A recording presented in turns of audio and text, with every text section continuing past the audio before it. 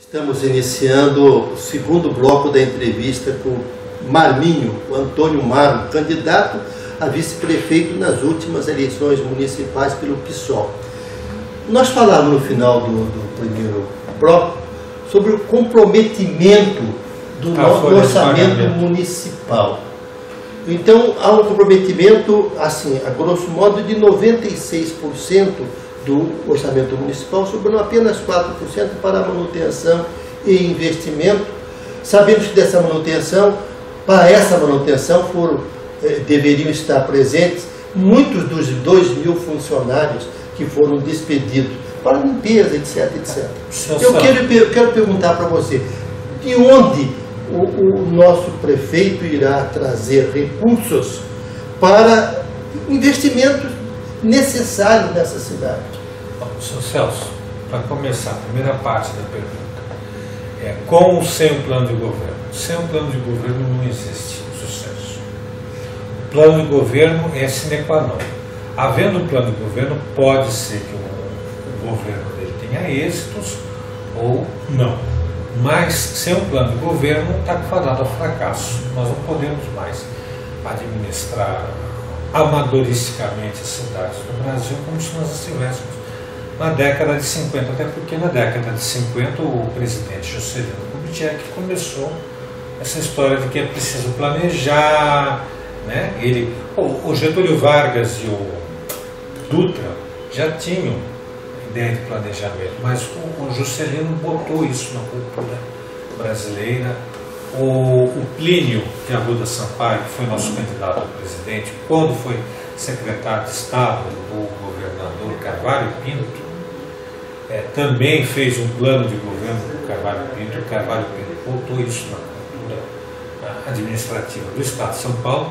Então, o Paté está muito atrasado nesse ponto, de ter prefeitos que improvisam, que não planejam, que fazem as coisas da cabeça dele. Esses últimos 8 anos foi assim.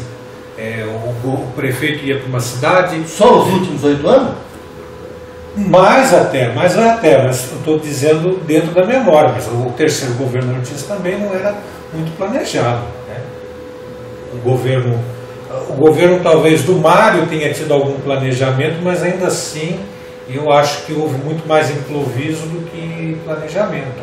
O Salvador também eu acho que houve mais improviso que planejamento. Não estou querendo aqui afundar com a reputação de ninguém, estou detectando um problema. O Valdomiro Carvalho também não tinha planejamento, né? Mas digamos, aqui por exemplo, que as pessoas se lembram, o prefeito foi a uma outra cidade para uma solenidade e viu a iluminação que havia lá, ele com a primeira-dama, a Tiracol, e perguntou para a Bandeirantes o que era aquela iluminação. Aí ouviu falar no tal de projeto Reluz, e aí resolveu trazer esse Reluz para a cidade. Quer dizer, uma coisa completamente aleatória, tirada da cartola. Os eleitores do Roberto Peixoto, que se candidatou apoiado pelo Bernardo Ortiz, não sabiam que ele ia trazer o projeto Reluz para a cidade. Isso não era promessa, não era plano de governo, nem nada. Então, isso tem que parar. São José dos Campos, bem ou mal, já tem mais planejamento há mais tempo. Cidade de Curitiba está planejada com plano diretor desde 1950. O plano diretor é levado a sério na cidade. Então tem de haver planejamento. Se haver esse planejamento, não vai sobrar mesmo dinheiro, porque os gastos vão sair fora do controle naturalmente. Eu não falo gasto só com folha de pagamento. Não, qualquer gasto vai sair fora do controle se não houver planejamento. Isso tem que haver. O que eu pergunto até não é se sair do controle, de onde vai buscar dinheiro? De onde vai buscar dinheiro? Pois é. Aí começam algumas divergências nossas. Nós não acreditamos nessa lei da responsabilidade fiscal, mas ela está aí e obriga que o prefeito reduza o gasto com folha de pagamento para ele poder se habilitar a procurar recursos no governo federal.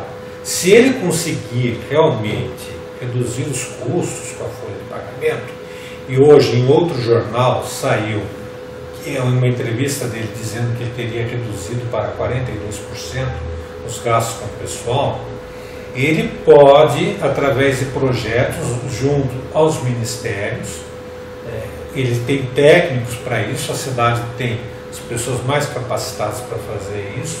Não é o caso como, por exemplo, Paraibuna, que carecem profissionais para fazer isso, mas ele pode encaminhar projetos para o governo federal e obter recursos. E você acha que o governo federal vai só para fazer... Deixa eu completar bem a pergunta. Olha, aqui no Vale temos 8 prefeituras do PT. A grande maioria das prefeituras de partidos da base governista, ou seja, que apoiam o PT, só 14 prefeituras são do PSDB. Você acha que o governo federal vai dispor de recursos para a cidade do PSDB, deixando de lado as do PT e de partido da base governista? Veja bem, é o seguinte, é que existem recursos que são destinados, né, aos municípios com base em critérios técnicos. O critério político acelera alguns processos e provavelmente existem alguns programas que também recebem destinação, têm a destinação determinada por critérios absolutamente políticos, isso eu não descarto. Mas legalmente existem programas federais que são voltados para os municípios, destinação de recursos, com base no mérito dos projetos. Legalmente e pragmaticamente, ou você está falando legalmente? Estou falando no plano legal. Sim. Tá, agora. Não no plano pragmático. Não no plano pragmático. Agora, veja bem, é uma acusação negativa contra o governo Dilma dizer que os recursos vão ser destinados por critério partidário. Ou seja, que, por exemplo, São José dos Campos receberia muito mais recursos que Taubaté, não por conta do seu planejamento, não por conta da sua população ou importância econômica, mas porque o prefeito de lá, o Carlinhos, é do PT e o daqui seria do PSDB. Isso é uma acusação grave contra o governo Dilma. Não é a única pessoa que me diz isso. Há pessoas que dizem que os municípios administrados pelo PT são mais acompanhados, são melhor ajudados pelo governo federal e há uma má vontade com relação a municípios e tal.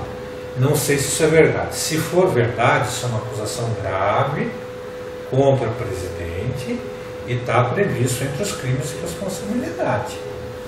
Porque ela estaria tentando contra-regular o funcionamento. Ela estaria não, porque ela não tomaria nem conhecimento dessa coisa da máquina. Veja bem, se diz isso e se chega à conclusão de que isso é uma orientação que partiu dela, sim. Se isso é uma orientação... É preciso haver orientação.